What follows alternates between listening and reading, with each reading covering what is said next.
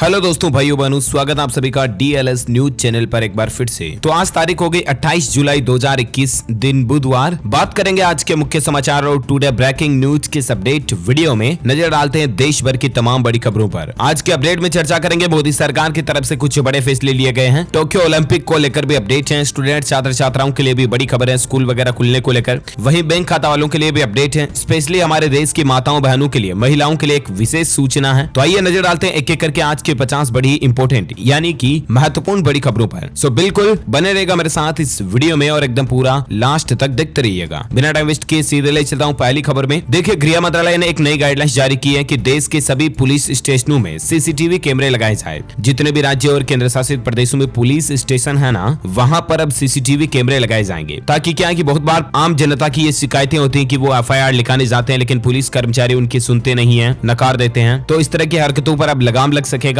और ये सीसीटीवी कैमरे लगाए जाएंगे जिनकी लाइव रिकॉर्डिंग जो है सेंट्रल गवर्नमेंट के पास रहेगी, है ना। वही देखिए दोस्तों, उत्तर प्रदेश प्रयागराज पुलिस ने तो ये भी सुविधा शुरू कर दी कि वीडियो कॉल से भी अब आप कंप्लेन दर्ज कर पाएंगे। यानी कि प्रयागराज पुलिस वीडियो कॉल के जरिए भी शिकायतें सुनेगी। इसके लिए एक नंबर भी जारी किया, आप स्क्रीन पर नंबर देख सकते हैं 9984781881। इस नंबर पर कॉल करके आप पुलिस कंप्लेन कर सकेंगे। चलिए अगली बड़ी खबर देखिए। किसानों को लेकर मोदी सरकार ने एक बड़ा अहम कदम उठाया है। अब बड़े पैमाने पर होगा नैनो यूरिया का उत्पादन। दरअसल सेंट्रल गवर्नमेंट ने कल ही किसानों के हित में एक बड़ा निर्णय लिया। केंद्रीय रसायन एवं उर्वरक मंत्रालय ने नैनो यूरिया की टेक्नोलॉजी ट्रांसफर के लिए एक एमओयू साइन किया। इफ्को और नेशनल फर्टिलाइजर्स लिमिटेड और दूसरा एमओयू इफ्को और राष्ट्रीय केमिकल्स एंड फर्टिलाइजर्स लिमिटेड के बीच कराया है। और इसका मकसद है कि नैनो यूरिया का उत्पादन बढ़ाया जाए और इससे कुल मिलाकर के किसान भाई लोगों को अपनी फसलों का प्रोडक्शन बढ़ाने में मदद मिलेगी, है ना। चलिए अगली बड़ी खबर देखिए। आईआरसीटीसी आपको 1,75,000 रुपए जीतने का एक मौका दे रहा है। बस आपको 1 मिनट का एक वीडियो बनाना है। दरअसल दोस्तों, रेलवे का जो टूरिज्म कॉर्पोरेशन है ना, आईआरसीटीसी, उसने एक कॉन्टेस्ट निकाला है। ये देख सकते हैं आप, कल ही ट्वीट करके बात की जानकारी दी गई है। Indian railway catering and tourism corporation की तरफ से एक व्लॉगिंग कॉन्टेस्ट निकाला है जिसमें आपको एक बढ़िया सा वीडियो शूट करना है और उसको इस लिंक पर डिटेल्स मिल जाएगी आपको, जहां पर अपलोड करना है।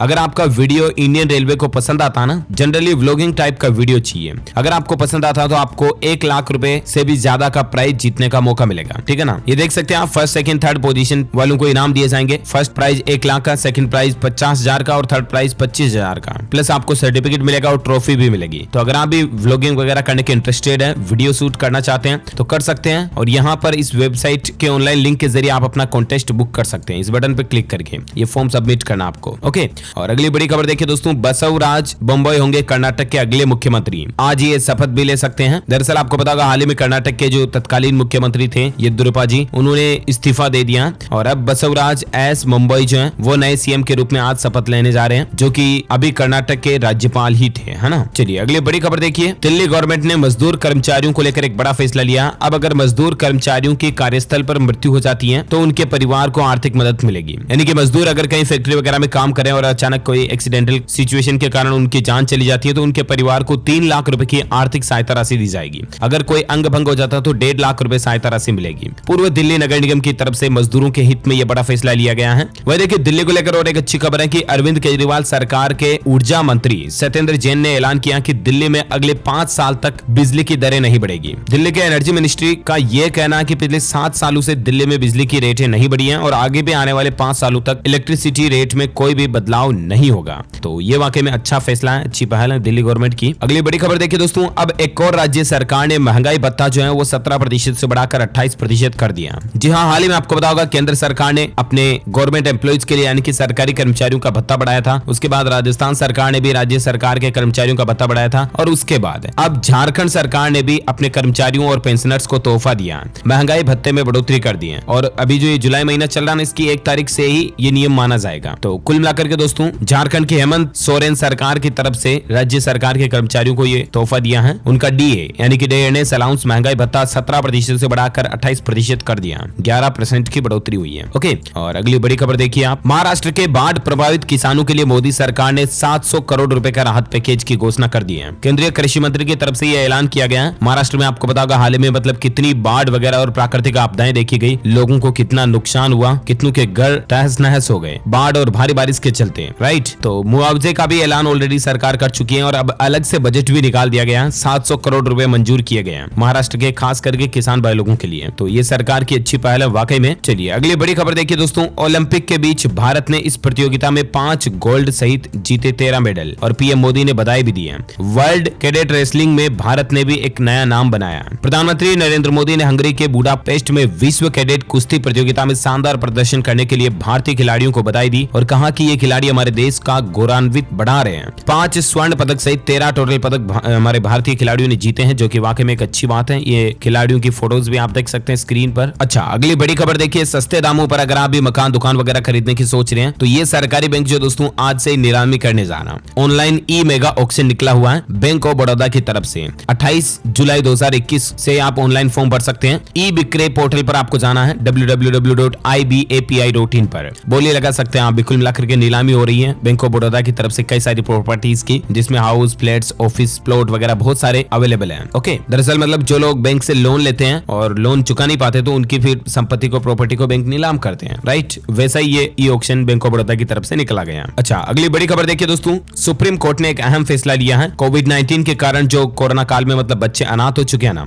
उन बच्चों को सभी योजनाओं का लाभ मिले और इसलिए केंद्र सरकार को मतलब सुप्रीम कोर्ट ने ये ऑर्डर दिया है कि कोरोना से जो बच्चे अनाथ हुए ना, उनकी तुरंत पहचान की जाए और उनको सभी सरकारी योजनाओं का लाभ पूरा दिया जाए, उनकी सभी आवश्यक मदद की जाए। अब इसमें विलंब जो है बर्दाश्त नहीं किया जाएगा। ये सुप्रीम कोर्ट ने सख्त चेतावनी दी है केंद्र सरकार को। बच्चों के हितों में अच्छा फैसला है। अगली खबर देखिए, सरकार एक नया प्लान बना रही है। इंटरनेट से जुड़ेंगे देश भर के सभी सरकारी स्कूल। दरअसल आपको पता होगा कोविड-19 के बाद मतलब ऑफलाइन क्लासेज वगैरह और ऑफलाइन पढ़ाई तो बहुत कम हो चुकी है और भविष्य को भी अगर देखा जाए तो टेक्नोलॉजी और आगे ही बढ़ेगी तो ऑनलाइन एजुकेशन आगे प्रमोट होगी, राइट। और इसी कड़ी में ऑनलाइन शिक्षा को बढ़ावा देने सहित सरकारी स्कूलों को स्मार्ट क्लासरूम में तब्दील करने की एक मुहिम केंद्र सरकार ने देश भर के सभी सरकारी स्कूलों को इंटरनेट से जोड़ने के फैसले को लेकर की है। अब तक लगभग 1,19,000 सरकारी स्कूलों को इंटरनेट से जोड़ दिया है और बाकी सभी स्कूलों को भी जल्द ही उनके गांव तक फाइबर नेटवर्क के जरिए जोड़ा जाएगा। तो ये सरकार कुल मिलाकर के अब ऑनलाइन एजुकेशन का पूरा नेटवर्क बिल्ड करने जा रही है ना। अच्छी प्लानिंग है, वाकई में एजुकेशन को बढ़ावा मिलेगा इससे।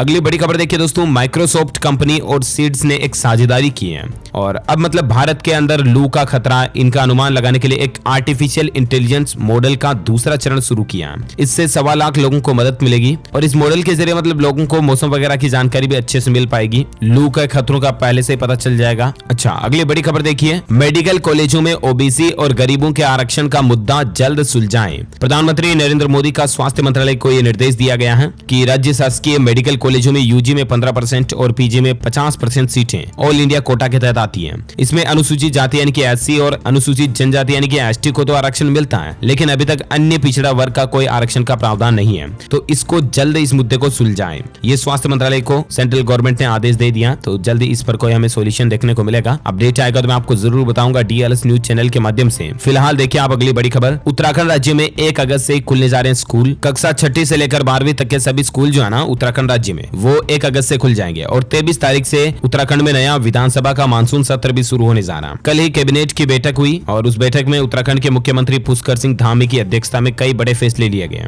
स्कूल खोलने को लेकर। और इसके अलावा एक अच्छा फैसला ये भी लिया गया कि संघ लोक सेवा की जो मतलब प्रीलिमिनरी एग्जाम होता ना, उस परीक्षा को पास करने वाले स्टूडेंट्स को मुख्य परीक्षा की तैयारी के लिए सरकार 50-50 हजार रुपए की सहायता राशि भी देगी, आर्थिक सहायता देगी, है ना। तो ये भी सरकार का एक अच्छा फैसला। कुछ और ऐसे ही कैबिनेट की बैठक में बड़े फैसले लिए गए, स्क्रीन पर आप देख सकते हैं। तो मानसून सत्र 23 जुलाई से शुरू होने जा रहा है। वहीं उत्तराखंड में अब कॉलेजों में एडमिशन का इंतजार भी अब खत्म हो चुका है। उत्तराखंड के उच्च शिक्षा संस्थानों में दाखिले की प्रक्रिया 1 सितंबर से शुरू हो जाएगी, ठीक है ना। तो कॉलेजों में एडमिशन भी 1 सितंबर से चालू हो जाएंगे, तो आप टेंशन ना लें और तैयारी शुरू रखें। अच्छा, अगली बड़ी खबर देखिए, खेल समाचार को लेकर एक बड़ी दुख की बात है दोस्तों की भारत श्रीलंका के दूसरे T20 मैच को टाल दिया गया क्योंकि भारत के जो खिलाड़ी कुणाल पांड्या हैं वो कोरोना पॉजिटिव पाए गए। बाकी सभी खिलाड़ी नेगेटिव रहे, तो आज ये मुकाबला हो सकता है। टीम इंडिया के लिए मुश्किलें बढ़ती जा रही है और हम सभी यही ईश्वर से प्रे करते हैं कि कुणाल पांड्या जी जल्द ही ठीक हो जाएं और अन्य कोई खिलाड़ी जो है पॉजिटिव नहीं पाए जाएं। अभी कुणाल के क्लोज कांटेक्ट में आए 8 भारतीय खिलाड़ियों को आइसोलेशन में रखा गया।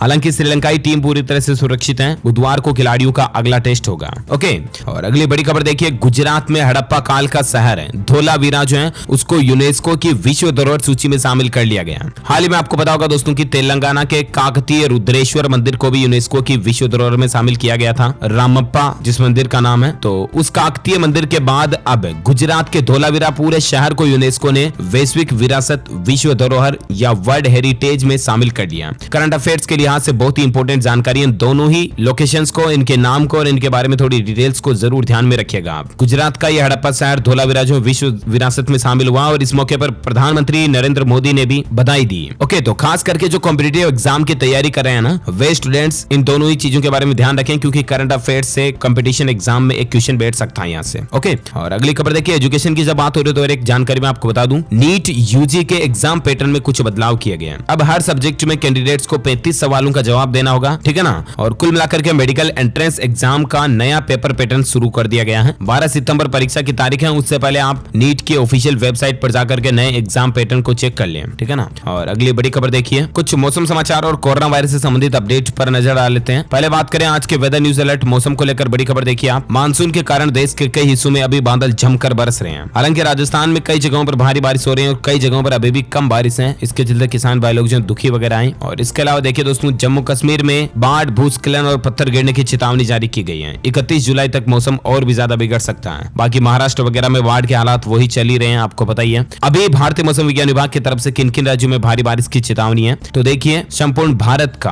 28 जुलाई 2021 का मौसम पूर्वानुमान आखिर क्या कहता है। तो आपको बता दूं, अगले 24 घंटों के दौरान पूर्वी राजस्थान, मध्य प्रदेश, उत्तर प्रदेश, दिल्ली, हरियाणा, पश्चिमी हिमालय, बिहार, पश्चिम बंगाल, सिक्किम और गुजरात के कई हिस्सों में हल्की से मध्यम बारिश हो सकती है। वहीं झारखंड, छत्तीसगढ़, अंडमान निकोबार द्वीप समूह, तटीय कर्नाटक, केरल, लक्षद्वीप, राजस्थान के कुछ हिस्सों में, मध्य प्रदेश, महाराष्ट्र, छत्तीसगढ़, उड़ीसा, इन राज्यों में भी अगले 24 से 48 घंटों के दौरान बारिश की संभावना है। ओके, और वहीं देखिए दोस्तों, सराफा बाजार में सोने चांदी के रेट की बात करें तो गोल्ड के दाम में 123 रुपए की गिरावट आई और चांदी 206 रुपए सस्ती हुई है। उसके बाद अभी सोने का रेट क्या चल रहा है, तो सोने का रेट 46,628 रुपए प्रति 10 ग्राम पर बंद हुआ। और वहीं चांदी के भाव की बात करें तो 65,916 रुपए प्रति किलो पर चांदी बंद हुई है। पेट्रोल डीजल के रेट को लेकर एक बड़ी खबर देखिए दोस्तों, केंद्रीय पेट्रोलियम मंत्री का बयान निकल कर आ रहा कि मध्य प्रदेश में पेट्रोल और राजस्थान में डीजल पर राज्य सरकारें ज्यादा टैक्स वसूल रही है, क्योंकि यहाँ सभी जगह पेट्रोल 100 के पार निकल चुका है। तो स्टेट गवर्नमेंट को भी जरूर पेट्रोल डीजल पर वेट टैक्स वगैरह को थोड़ा कम करना चाहिए, राइट। और अब अपन नजर डालें कोरोना से संबंधित कुछ अपडेट पर। देखिए बड़ी खबर आपकी, कोरोना की दूसरी लहर के दौरान ऑक्सीजन की कमी से हुई मौतों का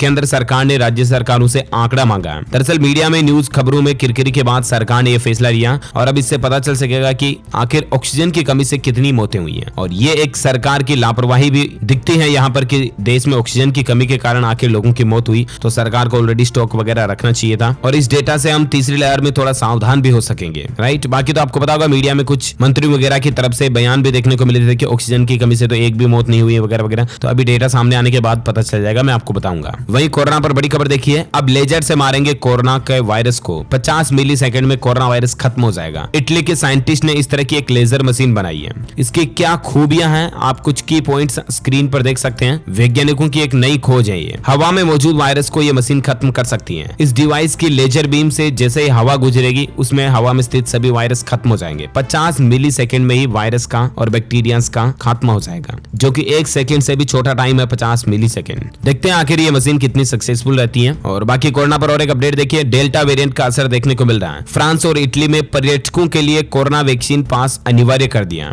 यूरोप ने भी पाबंदियों को फिर बढ़ा दिया, पर्यटकों पर पूरी तरह से रोक लगा दी है। और मतलब कई देश जो है ना, अब वहां पर आने वाले पर्यटकों के लिए वैक्सीन लगवाना कंपलसरी कर चुके हैं। डेल्टा वेरिएंट वापस बढ़ रहा है और थर्ड वेव कहीं पूरी दुनिया में वापस ना आ जाए, तो इसलिए सरकारें अच्छे फैसले ले रही है। देखिए कोरोना की तीसरी लहर की आहट दिखाई दे रही है। दूसरी लहर से कई गुना तेज हो चुकी है संक्रमण की रफ्तार और अब भारी संख्या में बेड वगैरह की भी जरूरत है। तो सरकार को अभी से मतलब अलर्ट रहना चाहिए और पूरी प्रिपरेशन कंप्लीट रखनी चाहिए। हालांकि भगवान ना करे दोस्तों की कोरोना की तीसरी लहर आए, ऐसा नहीं होना चाहिए, लेकिन लेकिन लेकिन फिर भी हमें सावधान पहले से रहना चाहिए, राइट। और आप भी प्लीज बिल्कुल लापरवाही ना करें। जो भी गवर्नमेंट के कोविड प्रोटोकॉल्स वगैरह हैं उनका पूरा पालन करते रहें, जैसे कि मास्क लगा करके ही घर से बाहर जाएं, भीड़ भाड़ वाले इलाकों पर न जाएं, बिना काम तो जाए नहीं घर से बाहर। इन बातों का ध्यान रखें। भारत में कोरोना के आंकड़ों की बात करें तो देखिए पिछले 24 घंटों के दौरान 42,877 नए मामले देखे गए। ये भी कोई छोटा मोटा आंकड़ा नहीं है दोस्तों की, एक दिन के 42,000 40,000 जो नए संक्रमित आ रहे हैं, समझ रहे हो ना। इसीलिए सावधानी बिल्कुल रखनी है। पिछले 24 घंटों में 637 लोगों की मौत हुई। एक्टिव केस अभी भारत में 3,93,000 चल रहे हैं, जबकि कुल मरने वालों की संख्या का आंकड़ा 4,22,000 से भी ज्यादा चला गया। ओके, तो ये तो रहे दोस्तों आज के कोविड अपडेट्स। और अब अपन नजर डालते हैं देश से जुड़ी कुछ और अपडेट पर, खबरों पर। देखिए आप, ऑटोमोबाइल इंडस्ट्री को लेकर खबर है। महिंद्रा एंड महिंद्रा कंपनी अपना लोगो जल्दी बदलने जा रही है। आने वाली जो इसकी XUV 700 है ना, उसकी लॉन्चिंग पर आपको नया लोगो देखने को मिलेगा। और नया लोगो कुछ इस तरह से होगा, पुराना लोगो ऐसा था पहले, ठीक है ना। तो ये महिंद्रा कंपनी का नया लोगो बन चुका है। और देखिए दोस्तों 16 अगस्त तक 9 कंपनी जो IPO लाने की तैयारी कर रही है। 20,000 करोड़ रुपए से भी ज्यादा कंपनियां जुटाने की प्लानिंग में है। अब ये टेबल्स में आप देख सकते हैं कि कौन कौन सी company, Rolex, Windlas, Nuvoco, Krsnaa Diagnostics वगैरह, ये कंपनी जो है ना आईपीओ लाने जा रही है। उनकी तारीख भी क्या है। एक कंपनी तो रोलेक्स का आईपीओ आज से खुलने जा रहा है और कितना आईपीओ का साइज है वगैरह वगैरह डिटेल्स आप देख सकते हैं। अगर आप भी आईपीओ में इन्वेस्टमेंट वगैरह की प्लानिंग कर रहे हैं ना, तो ये इन्फॉर्मेशन आपके लिए बहुत इंपॉर्टेंट है। ओके, वहीं खबर देखिए, मारुति ने अपनी स्विफ्ट मॉडल में 15,000 रुपए की प्राइस में बढ़ोतरी कर दी है। साथ ही महिलाओं को लेकर देखिए एक अलर्ट करने वाली रिसर्च सामने आई है। मोटापे से परेशान गर्भवती महिलाओं के बच्चों में मानसिक रोग होने का खतरा 60% तक ज्यादा होता है। फिनलैंड के शोधकर्ताओं ने यह दावा किया है कि प्रेगनेंसी के दौरान जो महिलाएं, माताएं बहनें मोटी ज्यादा होती है ना, उन महिलाओं के बच्चों में 60% रिस्क ज्यादा होता है कि उनका बच्चा कोई मेंटल डिजीज से पीड़ित हो सकता है। तो अब आप समझ गए होंगे कि करना क्या है। महिलाएं एक्सरसाइज करती रहें और अपनी फिटनेस का पूरा ध्यान रखें। ओके, अगली बड़ी खबर देखिए, राजस्थान में पुलिस अधिकारियों के प्रमोशन को लेकर अच्छी खबर है, क्योंकि सरकार ने राजस्थान में पुलिस सेवा कैडर में पदों की संख्या को, जो कि 867 थी, उससे बढ़ाकर 997 कर दिया। तो अब इससे जो पुलिस कर्मियों का प्रमोशन और भी ज्यादा हो सकेगा, है ना। वहीं आपको बता दूं, जल्द ही आप अपने कामकाज निपटा लें, क्योंकि दोस्तों अगस्त के महीने में 15 दिन तक बैंकों की छुट्टियां रहने वाली है। हालांकि सभी जगह 15 दिन तक नहीं रहेगी, अलग अलग इलाकों के हिसाब से बंद रहेगी, लेकिन आपको पता होगा 4th सैटरडे और 2nd सैटरडे और संडे, ये छुट्टियां तो सभी जगह रहने वाली है। रविवार जो अगस्त के महीने में आ रहे हैं ना, वो भी 5 मिल रहे हैं। 1 तारीख, 8 तारीख, 15 तारीख, 22 तारीख और 29 तारीख को। 15 अगस्त को वैसे भी स्वतंत्रता दिवस के कारण छुट्टी रहने वाली थी। 14 और 28 तारीख को 2nd और 4th सैटरडे है, ठीक है ना। 16 अगस्त को Parsi new year, Parsi calendar का न्यू ईयर होता है और इसीलिए मुंबई और गुजरात में बैंक बंद रहेंगे। 19 अगस्त को मुहर्रम के कारण करीब 17 राज्यों में बैंक बंद रहेंगे। 20 अगस्त को ओणम के कारण बेंगलुरु, चेन्नई, कोच्चि, तिरुवनंतपुरम में बैंक बंद रहेंगे। ऐसे 21 अगस्त को और 23 अगस्त को भी कुछ राज्यों में बैंक बंद रहेंगे। 30 अगस्त को जन्माष्टमी है, तो पूरे राज्य मतलब देश में बैंक बंद रहने वाले हैं लगभग सभी जगहों पर। ओके, और बाकी तो ये वीकली हॉलीडे वगैरह तो है ही है। तो इस कारण ऑलमोस्ट जो है ना दोस्तों 14-15 दिन अगस्त के महीने में बैंकों की छुट्टियां आ रही है। तो अगर आपका कोई बैंकिंग का इंपॉर्टेंट टास्क है तो उसको आप पहले से निपटा लें या उसको इस तरह से शेड्यूल करें कि छुट्टियों के बीच में ना मिल जाए। ओके, और अगली बड़ी खबर देखिए, माइक्रोसॉफ्ट कंपनी ने अपने विंडोज उपयोगकर्ताओं को चेतावनी जारी की है कि लेमन डक मेलवेयर का खतरा है आपके ऑपरेटिंग सिस्टम पर, और इसीलिए आप अपने विंडोज को time to time up to date रखें, यानी कि अपडेट करते रहें। वही खबर देखिए, हिमाचल प्रदेश के मुख्यमंत्री जयराम ठाकुर ने कर्मचारियों का जनजातीय और शीतकालीन भत्ता 200 रुपए बढ़ाने की घोषणा की है। खराब मौसम के चलते मुख्यमंत्री जयराम ठाकुर ने यह फैसला लिया है। डिटेल्स आप देख सकते हैं। साथ ही कुछ हेडलाइंस न्यूज में आपको फटाफट से बताना चाहूंगा। देखिए, प्रधानमंत्री नरेंद्र मोदी से मिली ममता बनर्जी, जो कि पश्चिम बंगाल के मुख्यमंत्री हैं। उन्होंने बंगाल का नाम बदलने और वैक्सीन दिलवाने वगैरह पर बातचीत की। पीएम मोदी से मिलकर ममता बनर्जी बोली कि जनसंख्या के हिसाब से हमें वैक्सीन मिलनी चाहिए। तो प्रधानमंत्री नरेंद्र मोदी ने जवाब दिया कि जरूर, बिल्कुल देखेंगे। वहीं पेगासस मामले पर भी वो बोले कि सर्वदलीय बैठक बुला करके सरकार को सुप्रीम कोर्ट में इसकी जांच वगैरह करानी चाहिए, है ना। अच्छा, अगली खबर देखिए, मध्य प्रदेश में सरकार ने 7 अगस्त तक बढ़ा दी है तबादले की समय सीमा, यानी कि मध्य प्रदेश में अब सरकारी कर्मचारी 7 अगस्त तक अपना ट्रांसफर कहीं पर भी करवा पाएंगे। इतने दिन कोविड के कारण बेल लगा रखा था, तो है ना। भारत के विकास को लेकर एक दुख भरी खबर देखिए दोस्तों, IMF ने 2021-22 के लिए जीडीपी ग्रोथ का अनुमान घटाया है। दूसरी लहर और कोरोना वैक्सीन वगैरह जो है जीडीपी ग्रोथ की वजह बनी है, इसकी कमी की। IMF ने मौजूदा फिस्कल के लिए ग्रोथ रेट का अनुमान 3% घटाया। अगले फाइनेंशियल ईयर में दुनिया में सबसे तेज ग्रोथ के आसार भारत के नजर आ रहे हैं, तो ये एक अच्छी बात है ना। और अगली खबर देखिए, राजस्थान में राजनीति में खलबली से मच गई जब सचिन पायलट दिल्ली रवाना हो गए। गहलोत सरकार के मंत्री जो चौंक गए। अब देखते हैं दिल्ली जाकर के क्या राजनीतिक सियासत में उलटफेर देखने को मिलती है। जो भी अपडेट आएगा मैं आपको बताऊंगा। वहीं उत्तर प्रदेश राज्य में जो एम्बुलेंस कर्मचारी हड़ताल पर है, लगातार दूसरा दिन भी उनका जारी रहा। उत्तर प्रदेश के मुख्यमंत्री योगी आदित्यनाथ ने उनको चेतावनी जारी की और कहा कि लापरवाही के कारण अगर किसी मरीज की मौत हुई तो फिर सख्त कार्रवाई की जाएगी। साथ ही देखिए दोस्तों, राजधानी दिल्ली पुलिस के नए कमिश्नर बन चुके हैं IPS Rakesh Asthana. Many congrats इनको हमारी तरफ से। सरकारी नौकरी को लेकर स्टूडेंट छात्र छात्राओं के लिए खबर है। उत्तराखंड राज्य में पटवारी और लेखपाल के 513 पदों पर भर्ती निकली हुई है। 5 अगस्त तक आप ऑनलाइन फॉर्म भर सकते हैं। टोटल 513 पोस्ट हैं। योग्यता ग्रेजुएशन मांगी है। 21 से 35 साल तक के कैंडिडेट्स ऑनलाइन अप्लाई कर सकते हैं। ज्यादा जानकारी आप ऑफिशियल पोर्टल पर चेक कर लीजिएगा, sss.uk.gov.in पर। ओके, इसी कड़ी में दोस्तों यहाँ दिन भर की तमाम बड़ी खबरें, मुख्य समाचार, टुडे ब्रेकिंग न्यूज का अपडेट वीडियो ये फिनिश होता है। और हाँ, आप हमारी DLS न्यूज टीम की तरफ से जीत सकते हैं एक शानदार सरप्राइज गिफ्ट। इसके लिए आपको लिखना इस सवाल का जवाब इस वीडियो के नीचे कमेंट बॉक्स में कि दोस्तों हाल ही में कौन से मंदिर को विश्व धरोहर घोषित किया गया। इस सवाल का जवाब भी अगर आपने इस वीडियो को पूरा ध्यान से देखा होगा तो आपको पता चल गया होगा। आज देखते हैं कितने लोग इसका सही जवाब दे पाते हैं। मैंने आपको बताया भी था कि करंट अफेयर्स के लिहाज से इंपॉर्टेंट है, तो ध्यान में रखना चाहिए। जो लोग इस सवाल का सही जवाब इस वीडियो के नीचे कमेंट बॉक्स में देंगे ना, वो रैंडमली सेलेक्ट होने पर हमारी DLS न्यूज टीम की तरफ से जीत सकते हैं हैं एक शानदार मोबाइल स्मार्टफोन आपको जीतने का मौका मिलेगा। ओके, तो जल्दी से फटाफट से लिखिए इसका जवाब इस वीडियो के नीचे कमेंट में। साथ ही इस वीडियो को लाइक करना, शेयर भी करना अपने दोस्तों के साथ फेसबुक और व्हाट्सएप पर। और हाँ, आप हमारे चैनल DLS न्यूज को सब्सक्राइब करके बेल आइकॉन भी जरूर दबा देना, ताकि आपको रोजाना के ताजा अपडेट्स और काम की खबरें तुरंत आपके मोबाइल पर मिलती रहेगी। ओके, मिलेंगे अगले नेक्स्ट अपडेट में, तब तक के लिए thank you, take care, good bye, जय हिंद, जय भारत, वंदे मातरम।